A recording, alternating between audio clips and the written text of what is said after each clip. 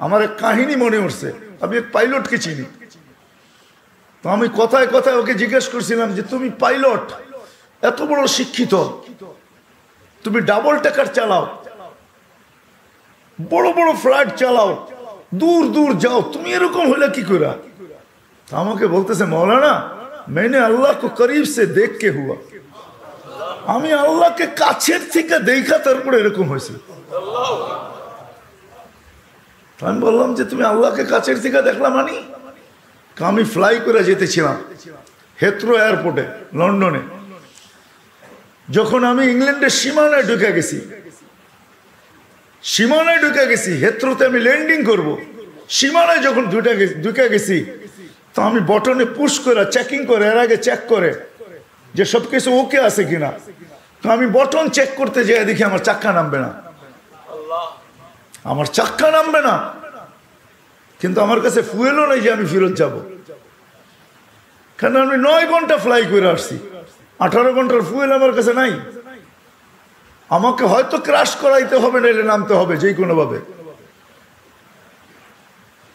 বলে আমি হেথ্রো টাওয়ারের সাথে যোগাযোগ করছি যে আমার এই অবস্থা, কি করবে করো, আমার কাছে ফুয়েল নাই, আমাকে হয়তো ক্রাশ হইতে হবে, নাহলে কোনো ব্যবস্থা হইতে হবে যে আমি ল্যান্ড করতে পারি। হেথ্রো এয়ারপোর্টের ভিতরে কিয়ামত হয়ে গেছে, কিয়ামত, যে এই জাহাজকে ল্যান্ড করাবে তো করাবে কি করে। তারপরেও একটা সিস্টেম থাকে, ঠিক না? কিন্তু বলে ওই সময় যখন আমি ল্যান্ড করতেছি প্রসেসিং এর মাধ্যমে, তখন আমার হঠাৎ মনে উঠছে আমি না মুসলমান। তখন আমার মনে উঠছে আমার আল্লাহ না সব পারে। বলে আমি চিৎকার দিছি ককপিটের ভিতরে, আমার আল্লাহ সব পারে বলে বটনে চাপ দিছি, গড়গড়ে আমার চাক্কা নেমে গেছে। আমি স্বাভাবিকভাবে ল্যান্ডিং করছি, এর আগের কিয়ামতের চেয়ে বড় কিয়ামত হয়ে গেছে। পুরা এয়ারপোর্ট ছুটে আসছে, তুমি আমাদেরকে এই ধোকা দিলে তো দিলে কেন?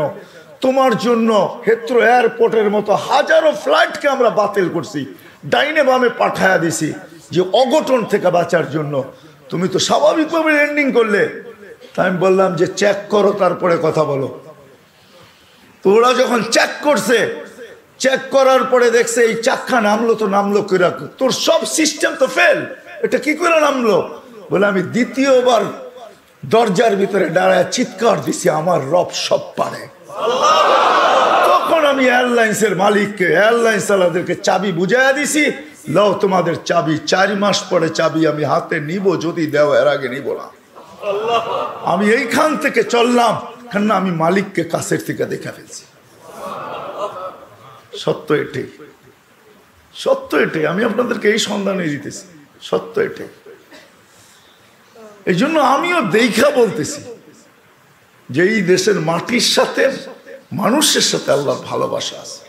কেননা এই দেশে একটা পরিবেশ আছে যেটা দ্বারা মানুষ হবে। এত মসজিদ দুনিয়ার কোথাও নাই, এত মাদ্রাসা মক্তব দুনিয়ার কোনো দেশে নাই, এত হক্কানি আলেম দুনিয়ার কোনো দেশে নাই, এত আল্লাহওয়ালা গলি গলি দুনিয়ার কোনো দেশে নাই।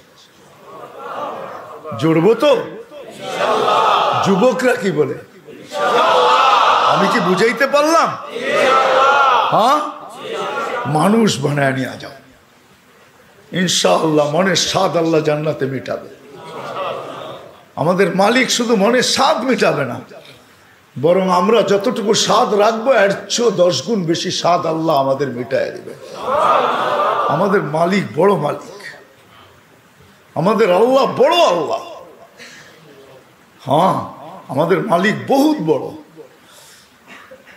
বড়, যেটার বর্ণনা দিয়ে শেষ করা যাবে না। কত বড় আমাদের মালিক, সব রাখা আছে। যুবক একটু সহ্য করো। হ্যাঁ, দুর্গন্ধময় জায়গা দিয়া যাইতে কারো কাছে রুমাল না থাকলে যেরকম নাক চাইপা ধরে আর দ্রুত পার হয়, ঠিক এই ছোট জীবনটাকে এইভাবে পার করো, 4 জিনিসের সাথে সংযুক্ত করা। ইনশাআল্লাহ তুমি ওই যুবক হইয়া ফিরবে, ওই যুবক। আমি আজকে এক জায়গায় বলতেছিলাম যে ওই আমার মনে হয়, আমি বলি যদি ওলামা আমার উপরে আঙ্গুল না উঠায়, তুমি ওই যুবক হইয়া ফিরবে আল্লাহ আল্লাহর রহমতের আঁচলের নিচে তোমাকে রাখবে। যেরকম মা সন্তানকে আঁচলের নিচে রাখে, আল্লাহ তার রহমতের আঁচলের নিচে তোমাকে রাখবে। ওই যুবক হয়ে ফিরবে। করবো তো পাক্কা? সবাই কি করব? মসজিদে সময় দিব, দিনী মাদারেসের সাথে নিজের সম্পর্ক জুড়ব, হক্কানি আলেমদের সাথে সম্পর্ক জুড়ব, হক্কানি আল্লাহওয়ালাদের সাথে নিজেদের সম্পর্ক কি জুড়ব, নিজেদেরকে বাঁধবো, 4 জায়গার সাথে বাইদা রাখবো। যত বেশি দিতে পারি তত উপকৃত হব, তত তাড়াতাড়ি হবে। কিছু মেশিন আছে, কিছু সিস্টেম আছে, হ্যাঁ কিছু সিস্টেম আছে তাড়াতাড়ি হয়, কিছু সিস্টেম আছে স্লোলি হয়, ঠিক না? আস্তে আস্তে হয়, সময় লাগে। আবার কিছু আছে কি খুব দ্রুত হয়। ইনশাল্লাহ যত বেশি সময় দিব তত বেশি আল্লাহ আমাকে মানুষের মতো, মানুষ তত দ্রুত গতিতে বানাবে। 4 ক্ষেত্রের সাথে নিজেকে নিজে চুরি। 1 মসজিদ, সময় পাইলেই মসজিদে ঢুকি। আজকের থেকে প্রয়োজন যতটুকু অতটুকু অফিসকে দেন, প্রয়োজন যতটুকু অতটুকু বাজারকে দেন, প্রয়োজন যতটুকু অতটুকু হাটকে দেন, মেল ফ্যাক্টরিকে দেন, কল কারখানাকে দেন, রোড ঘাটকে দেন। বাকি যতটুকু থাকে 4 ক্ষেত্রের ভিতরে সেট করেন। আল্লাহর ঘরে সময় দেন, দিনী মাদারেসের ভিতরে সময় দেন, দিনী মাদারেসের ভিতরে হক্কানি ওলামাদের কাছে সময় দেন, হক্কানি আল্লাহওয়ালাদের কাছে সময় দেন। ভাগ করেন সময়কে, 4 ভাগে ভাগ করেন। ইনশাআল্লাহ বললাম না, 99 ভাগ 99% ইয়াকিনি, হ্যাঁ 100ও বলা যায় যে মানুষ হিসাবে আল্লাহর কাছে ফিরব। আল্লাহ বড় ক্ষেত্র বাংলাদেশে রাখছেন, এরকম ক্ষেত্র দুনিয়ার কোথাও রাখেন নাই। এই জন্য আমি এখনো বলি, আগেও বলতাম যে এই মাটির সাথে আল্লাহর মহব্বত সবচেয়ে বেশি আমার মনে হয়। মক্কা মদিনা ভিন্ন কথা, ওটা নিয়ে তুলনা হয় না, আলোচনা হয় না। বাইতুল মুকাদ্দাস নিয়ে তুলনা হয় না, আলোচনা হয় না। 3টা বিলকুল ভিন্ন। এটাকে আবার জুড়ে দিয়েন না আমার কথার সাথে।